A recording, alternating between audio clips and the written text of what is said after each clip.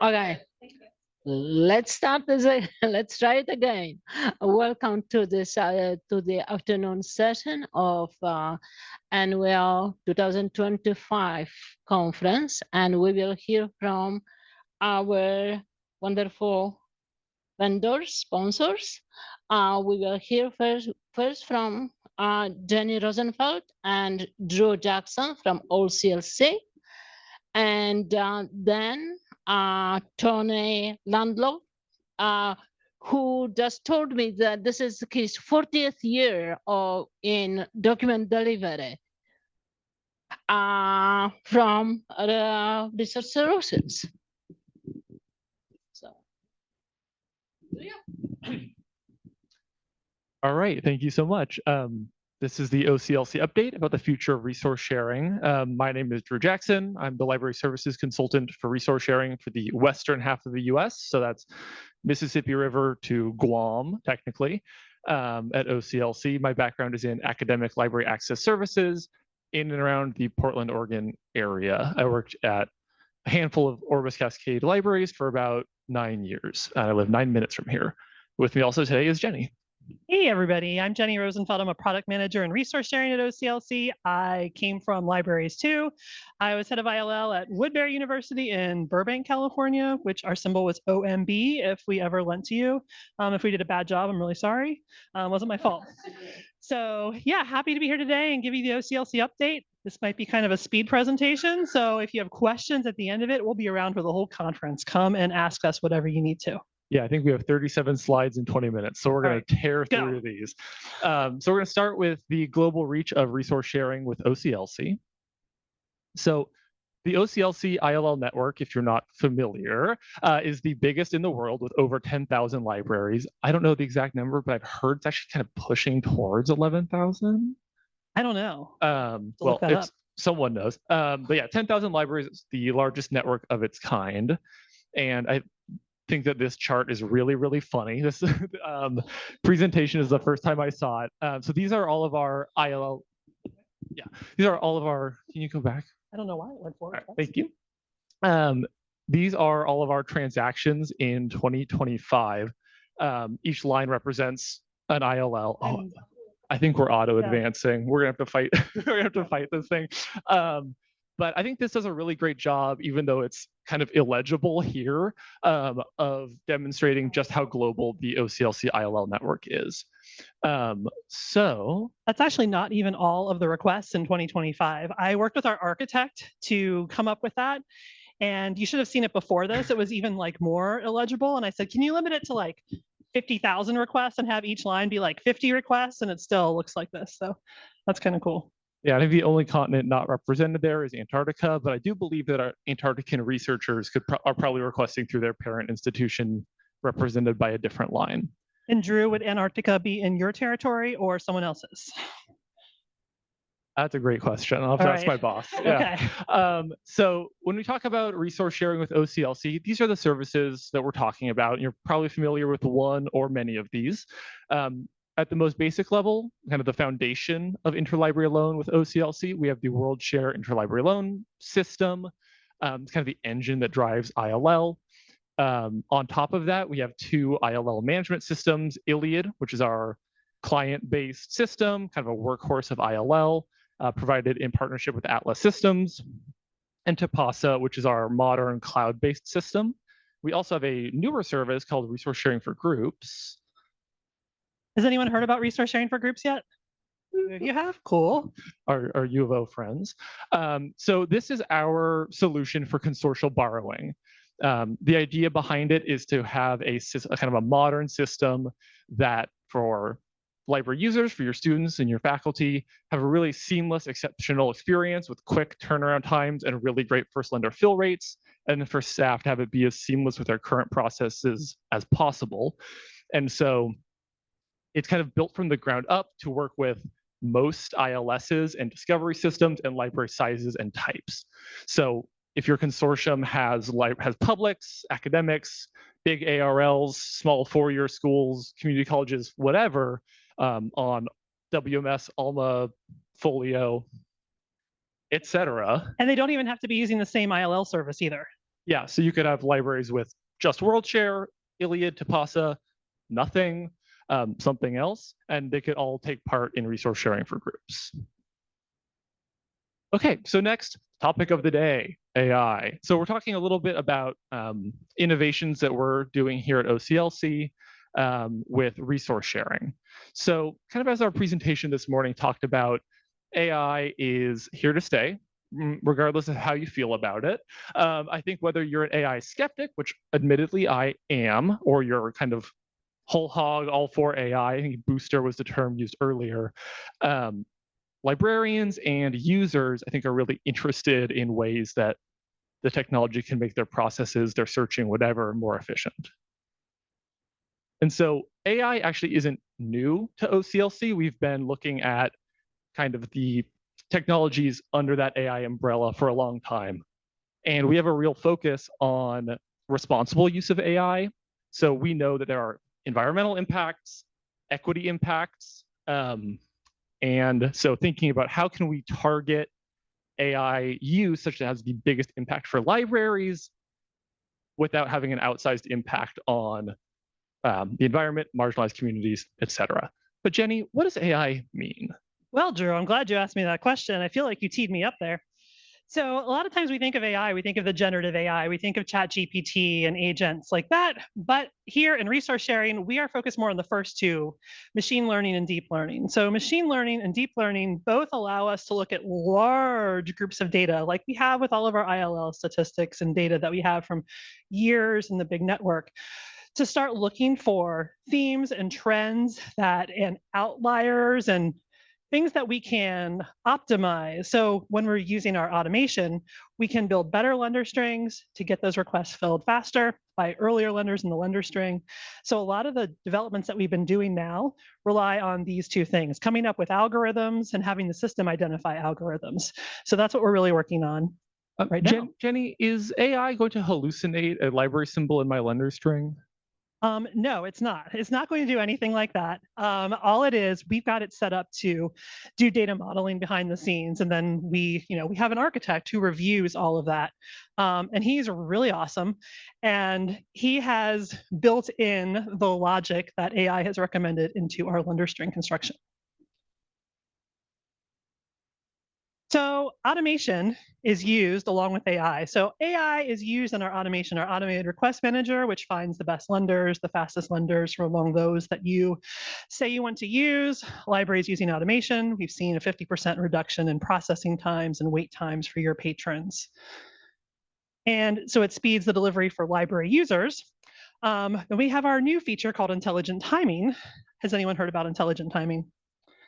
Oh my God, this is my favorite. Okay.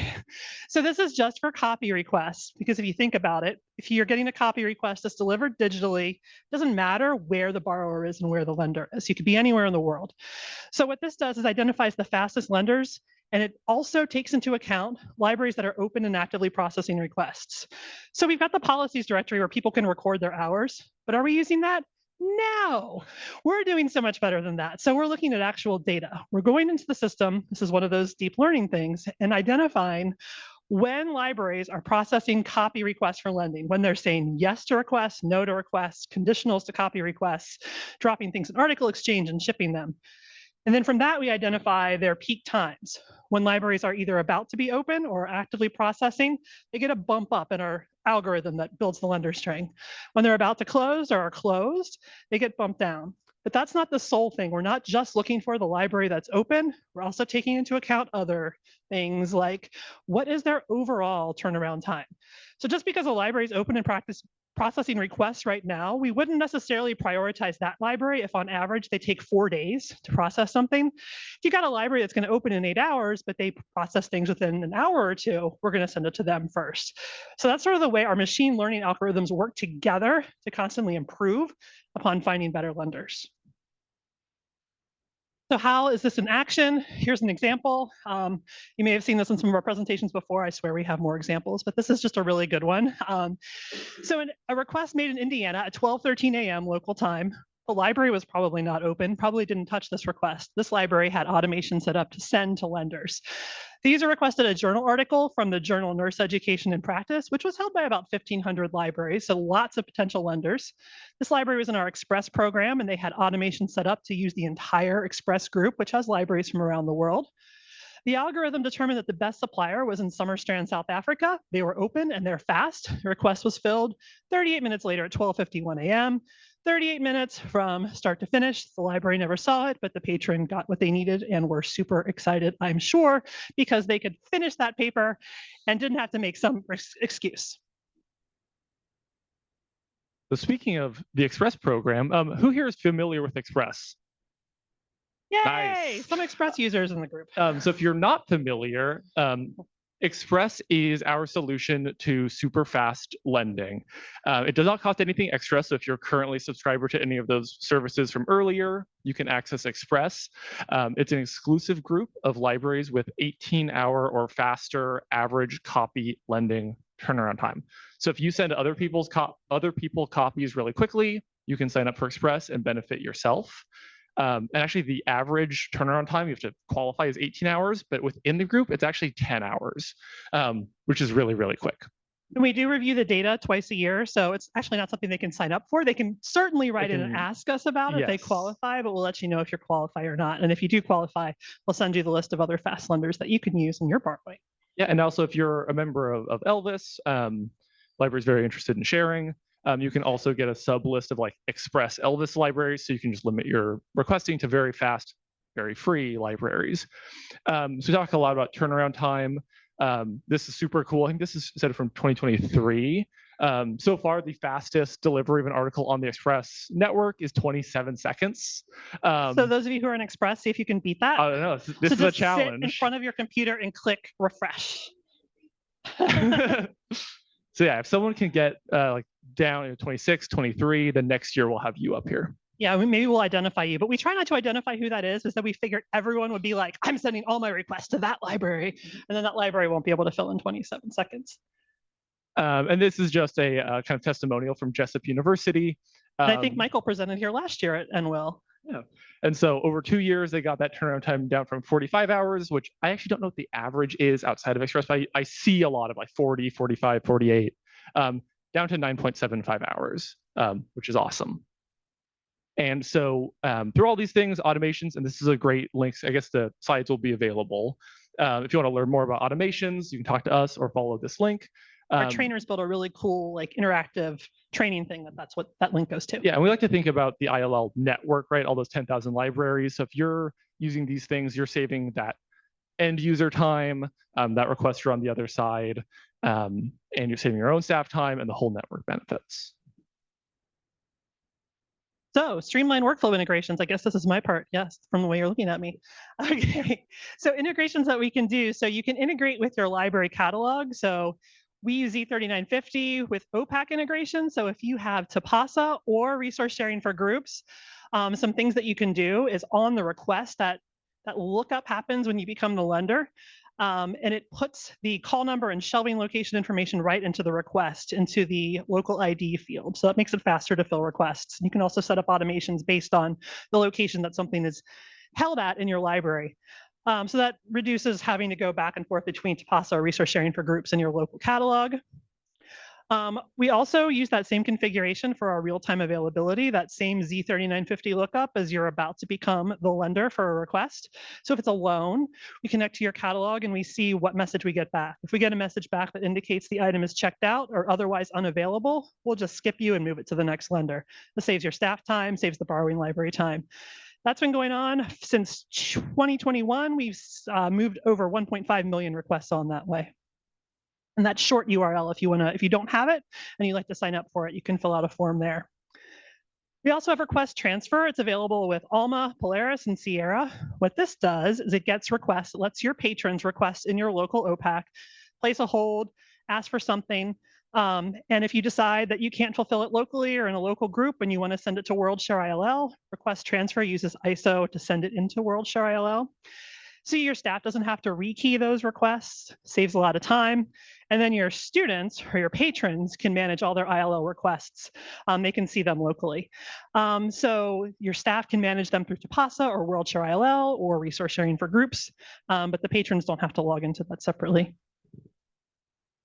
We can also do NZIP integration with Tipasa and resource sharing for groups. So what this is when something happens in Tipasa, it can send a message to your circulation system to do things like on the borrowing side, set up a temporary item in circulation that represents what your borrower has requested. When the item comes in, it places a hold for them on that temporary item. And then on the lending side, as you are shipping things out in ILL, it can automatically check that out of your local system or move it to a resource sharing library location so that your local users know that it's not available to them.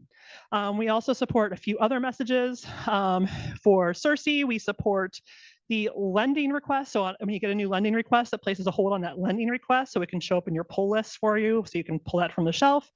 With ALMA and WMS, we also support the fiscal transaction message, where if you need to pass along a charge from the other library to your patron, it can do that automatically. So these are the systems that we do these things with. So you can see it says Tipasa. We also do this all for resource sharing for groups too. Folio and Polaris are the next two up that we're working on, followed by Koha and Evergreen. Some of it also depends on which libraries want to sign up for resource sharing for groups. So if we have a group of libraries and some of them are using something that we don't currently support, we would probably prioritize development on that system. So Tipasa libraries and resource sharing for groups libraries can also use what we're calling fulfillment integration with ALMA. This is not required. Libraries can choose to use just the request transfer, or they can do the whole fulfillment integration. What this does is it lets patrons stay in ALMA or Primo, and those requests can be sent over into Tipasa. The patron doesn't have to log into Tipasa, and they can see all of the activity around that request in their local ALMA or Primo account. So the local system manages the patron. So the patron doesn't even have to know about any other resource sharing system, because it's not really fun for the patron to have to know how to request something. They just request everything in one way. Patron data all stays on the ALMA side. The only information that gets exchanged between the two are the bib data and the request. The request ID goes back and forth. And then Tipasa can focus on fulfillment. So Tipasa does all the work with the automation, uses that NZIP integration to update the request back into ALMA. And then the patron can see what's happening with that request in their ALMA system. So that is something that resource sharing for groups and Tipasa offers with ALMA integration. So the benefit of that is kind of what I just talked about, that there's a single view of all transactions, not just their local transactions, but also ILL. The ILL staff isn't having to hand enter requests from one system to another. And if you want to keep your patron data out of Tipasa, you just want to keep it in your local system, you can do that. So another integration that we wanted to touch on is the interlibrary loan integrations with the WorldCat knowledge base. WorldCat knowledge base, that's on the e-resources side of the house. So that's kind of, that part's out of my purview. Does anyone here know if they use the WorldCat knowledge base? Oh, this is a bunch of resource sharing folks. Basically, it's a place to manage and track your e-resource packages and subscriptions. And it has some really great integrations with ILL. So one of those is it can display an article level link in your ILL manager to a requested title. So you don't have to open up your second screen, go into Discovery, look it up, download it, whatever. You can just hop out to that article level link, which is great. It can also display terms of use and instructions, license terms, things like that. I remember one of my old ILL jobs, I had sticky notes all the way around my monitor with different license terms. So this can help avoid that. And then on the lending and borrowing side, it shows up in the holdings display. So you actually see what e-titles people own, their holdings ranges, things like that. So what else is happening? So the knowledge base coverage check, sort of piggybacking on that, this is a feature that we released in mid-November of last year. So if you do have your holding set up in the knowledge base, you can also turn on a second option to have the system automatically respond no if you get a request for a journal article or an ebook where you don't have license terms set to be okay for ILL, or if the requested article is outside of the date range that you have in that e-collection. So that has been moving things along. It's moved requests up to 40% faster, especially when you take into account intelligent timing and automation improvements that we've made. So it also reduces the time that you on the lending side have to spend looking at a request only to then have to say no to it because you don't actually have the date that's needed. Yeah, real quick, also just as we all know, I think everyone here who does ILL knows, 90% of your requests are for 1 year before or 1 year after your coverage range. And so this is the like lacking volume or issue button saver, right? So it'll deflect everything that you have holdings on in your knowledge base for e-resources. So recommendation here, right? Some people are worried, like, is this too big of a lift for our e-resources folks? My counterpart who works in cataloging and metadata, I've heard recommend even just like your 2 to 3, 3 to 5 biggest packages, if you can set holdings on those in the knowledge base, that can have a huge impact on your ILL requests, because maybe, you know, whatever, 70% of your requests are for those packages. So coming up next, accessibility, workflow automation, and personalization. So we are working, you might have noticed this, we're doing a more modernized user interface to promote improvements for accessibility and usability, making navigation better, just making the whole experience better overall. And the way we're doing this is we're rolling it out to a pilot group of people who have opted in, getting their feedback, fixing all the things that they want before later rolling it out to everyone. So that makes sure that everything is vetted, not just by our accessibility experts and our user design experts, but also by real users like you. We're also, along those lines, going to introduce OCR and article exchange. That should be installed by the end of this calendar year. So everything that gets uploaded to article exchange, whether or not your scanner can do that for you, will be OCR'd by article exchange. If the document has already been OCR'd, it can also detect that and not re-OCR it if you don't want to. So this makes improvements so that screen readers can use the document, library users can search and find the keywords that they need. And not all libraries we know can afford scanners that can do OCR, or not all libraries have the staff to make sure that something is OCR'd before they send it. This levels the playing field and gives everyone who uses article exchange access. And ILLiad users will also have access to this because they are going to use the article exchange API. Question?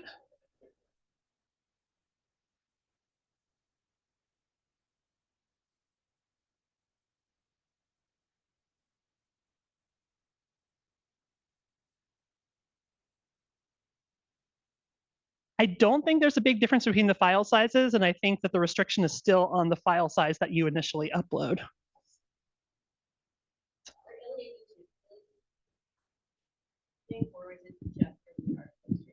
It should include the Odyssey sending too, because we are working closely with the Atlas team to make sure that this is usable for ILLiad libraries. No, it detects the language. It first looks at the language that's in the request, and if it can't detect it, there is an option for you to pick from a dropdown. We're using Tesseract. I think it supports over 100 languages, so users can pick from the dropdown of the language that it is, but it does detect the language.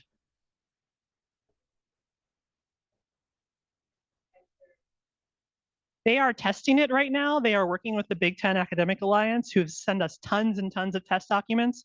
So they're looking at that and making improvements as they go.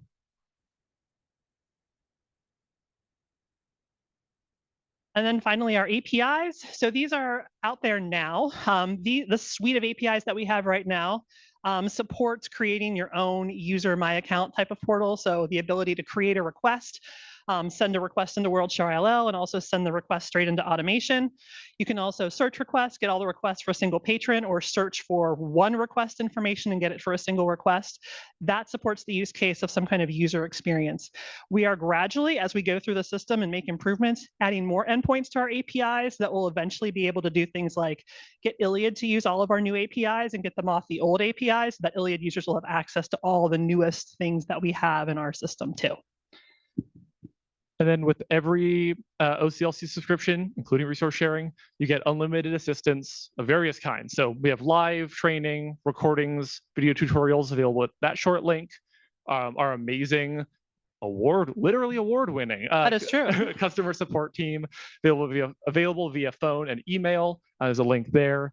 Our documentation pages, and a plug always for the community center. If you don't have your OCLC community center login, support can help you get that login. It's an amazing place. Discussion boards, forums, trainings, roadmaps. That applies to ILLiad users too. You have access to our resource sharing knowledge community and the WorldShare ILL community. So you can submit enhancement requests there too that other users can vote on. And we as a product team review those and decide what we want to build. Yep, and we're a little bit biased, but I think we both agree that the resource sharing community is the best one and the most helpful. So great place to go. and I think we went like 30 seconds over, but Or maybe a little more. Sorry, Tony. You said you only had 10 slides. So thank you. If you have any questions, you can find us at the table, and our emails are available here. Thanks, everybody. Thank you.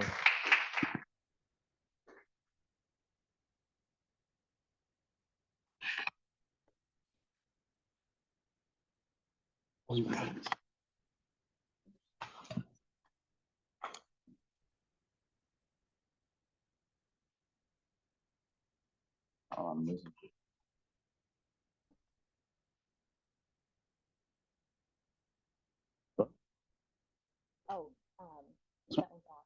This one, push it. Hello? Hello? Hello? Okay. Hello? Hello?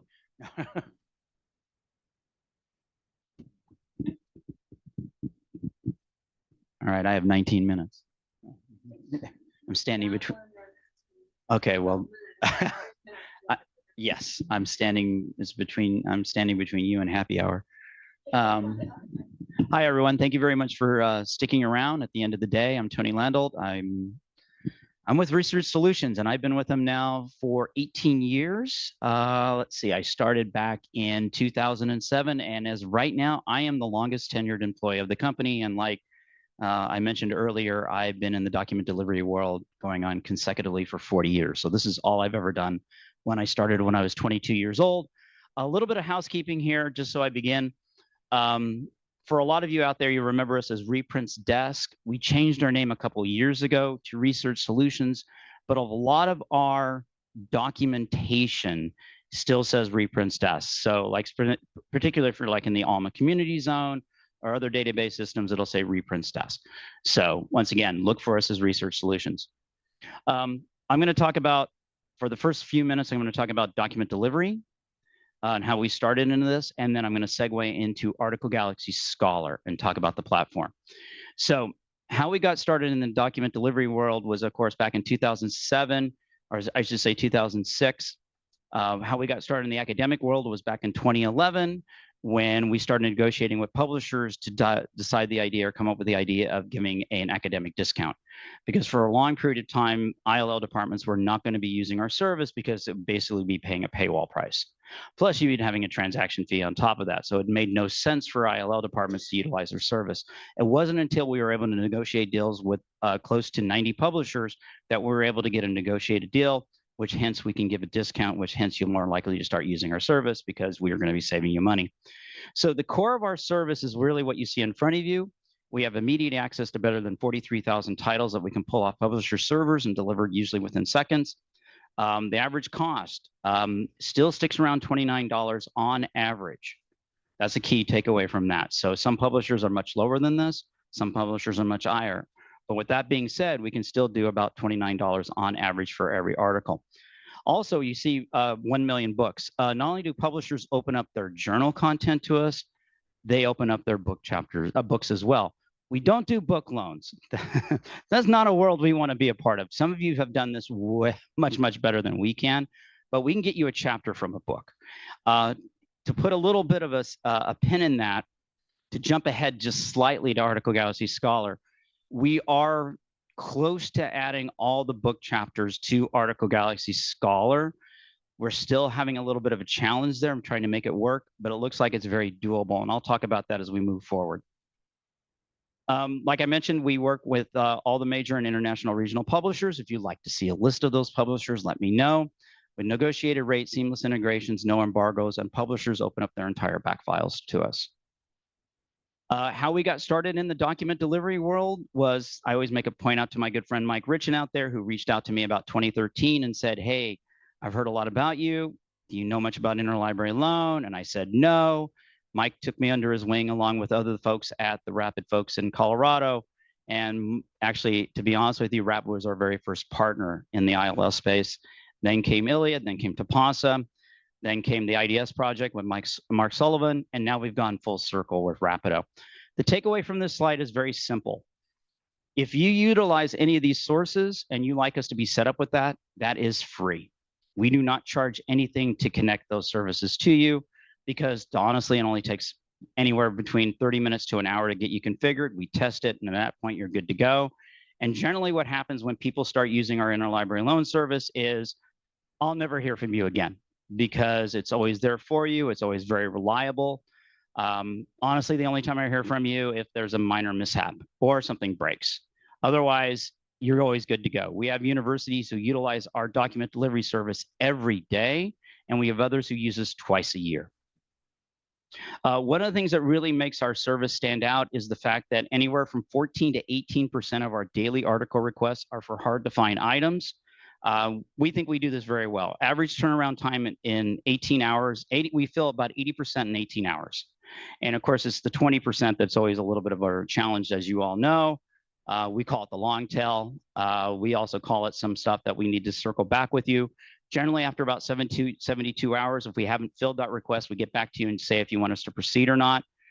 We utilize a lot of, we have our own runner network here in the US. We also utilize sources from around the globe to try to get access to that content for you. You see the British Library there as #1. When they got hacked a few years ago, that also affected us quite a lot because we were their #1 client. But now slowly as they're starting to come back, we're in negotiations with them to start utilizing them once again. Something I like to take a lot of pride in, because this is something that I worked on. Back in July of 2023, we signed a 3-year agreement with the Royal Danish Library.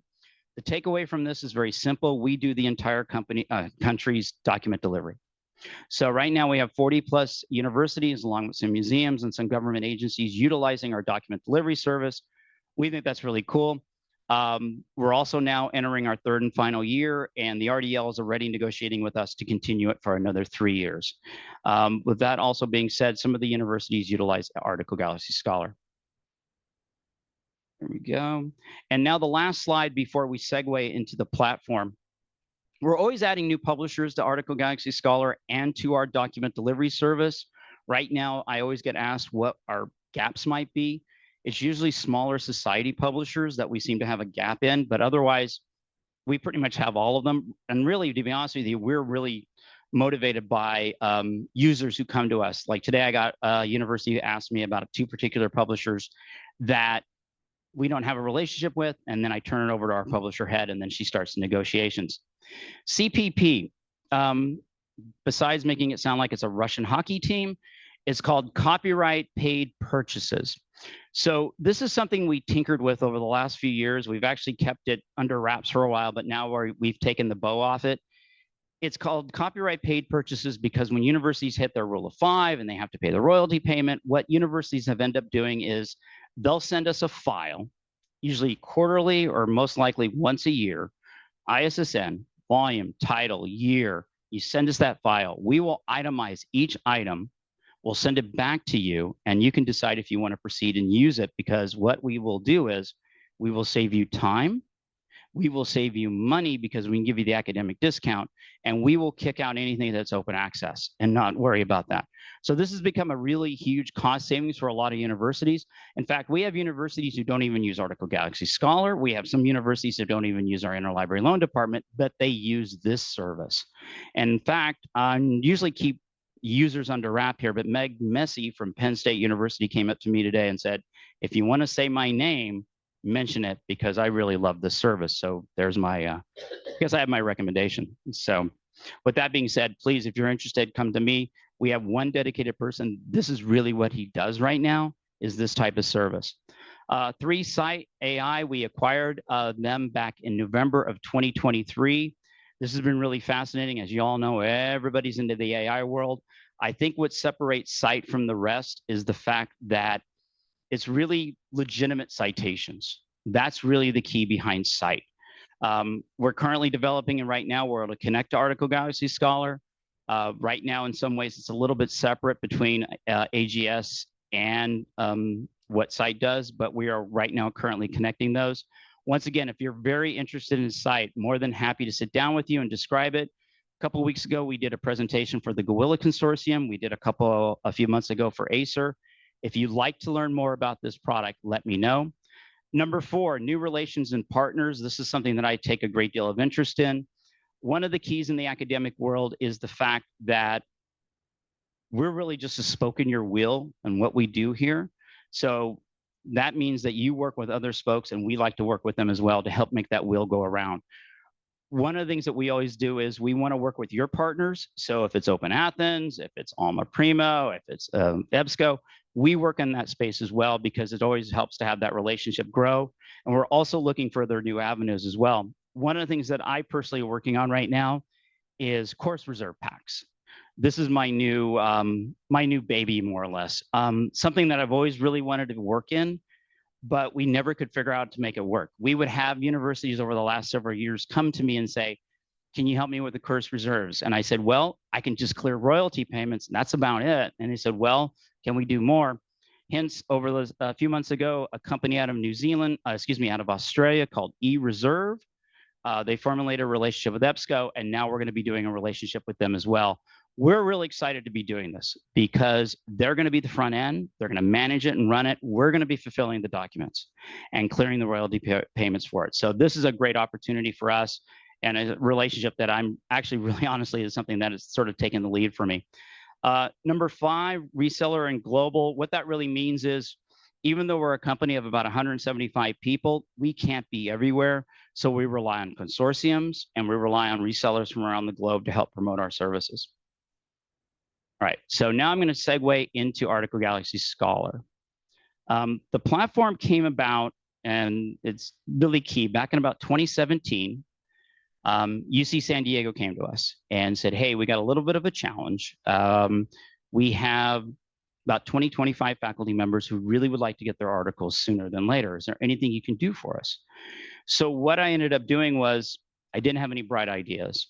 The only thing I can come up was just giving individual free accounts to these faculty members. And that's what we did. So about 4 to 6 weeks later, I fly down to San Diego, sit in the room. I'm with Judea, who's the resource sharing person.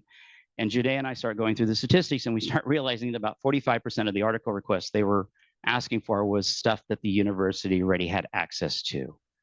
The faculty did not bother to check to see if they had already a subscription to it. So at that moment, we turned it off. But I remember very distinctly flying back from San Diego back to San Francisco, where I live. And I remember thinking to myself, maybe this is an opportunity here, because even though the ILL world was fantastic to work with, maybe there's something else we can do here in this space. And the concept that I remember very distinctly was, where could we fit where we're upstream of interlibrary loan and downstream from the link resolver, where we're right in that middle, right in that sweet spot, where the library controls the access and just decides who gets access to what and what content. So what we did was, for the next 3 years, it was just focus groups, user groups, talking to library directors, access service, interlibrary loan, collection development, and really started trying to figure out how we can play in this space. So hence, back in March of 2020, at the ENRL conference in Austin, Texas, 3 days before the world got shut down because of COVID, we released Article Galaxy Scholar.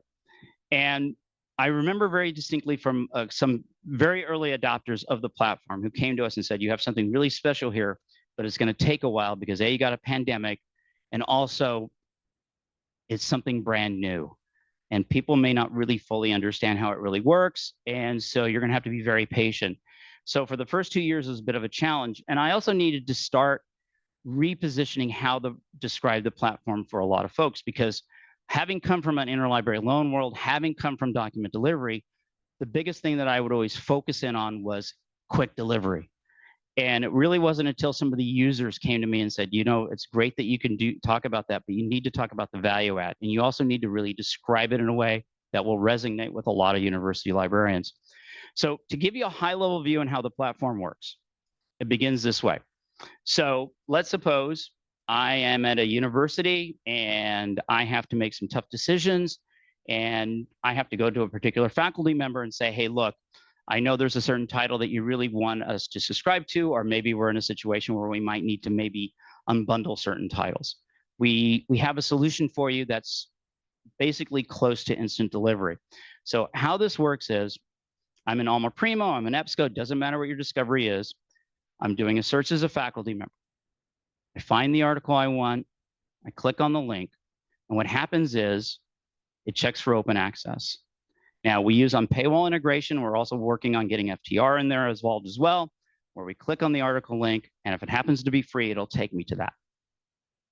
Second scenario is If it's not free, and you've decided, you being the librarian, or me being the collection development librarian, saying, okay, it's not free, but you're going to get access to this content.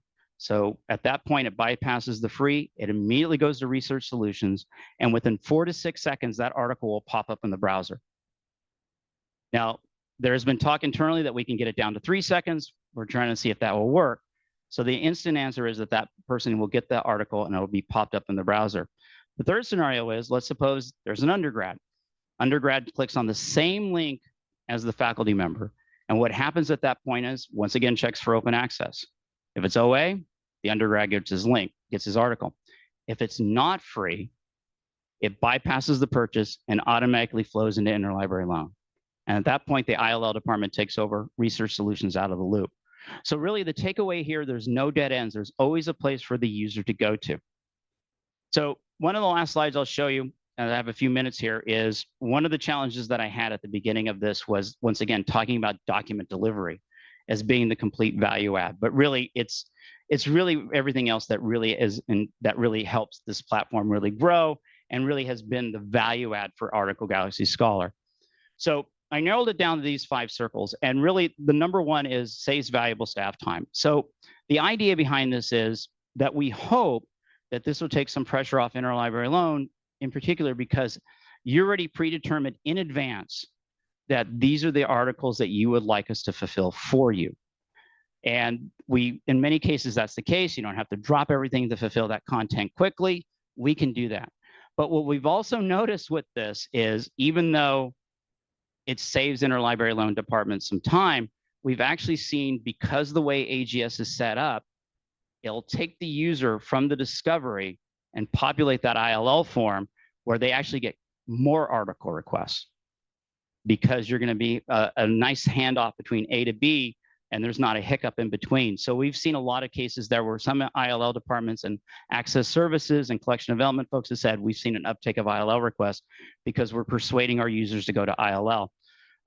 Number 2, better usage and data insights. The big win here for this is you get to know your users again. You know what they're ordering, how much they're ordering, what content they're ordering, what years they're ordering, what titles they're ordering.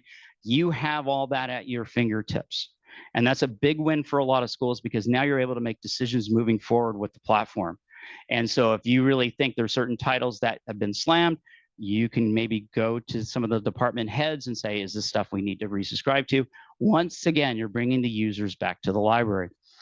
Limits and controls. The biggest fear of Article Galaxy Scholar is the fact that you think you're going to blow your budget. But once again, you are the Wizard of Oz. You're behind the curtain. You're pulling levers, and you're deciding who gets access to what, how much they get access to. And so you can help control your costs that way. We've seen universities spend tens of thousands of dollars a month on AGS. We have other universities who barely spend a couple $100 a month, because they are persuading their users to either open access, you're persuading them to go to interlibrary loan, you're limiting their purchase options. You control everything. And that's really the takeaway here. Number 4, once again, improves user experience. And then the last one, expand and fulfill search results.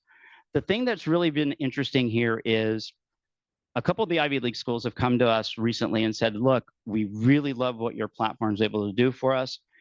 And I thought it was a really good comment, because it shows they're invested in AGS, where they said to me, have you ever thought about becoming more of a partner instead of a vendor? And I said, how's that going to happen? And they said, well, why don't you start providing more statistical analysis? Why don't you provide heat maps? Why don't you start providing ways where you can help us shape some of our decisions moving forward? Because now we're invested in your platform. You can help us make decisions moving forward. So hence right now we're thinking about providing like quarterly reports of statistical analysis. We're also looking at the fact that we would provide you more information, like maybe help decide on some of your buying decisions.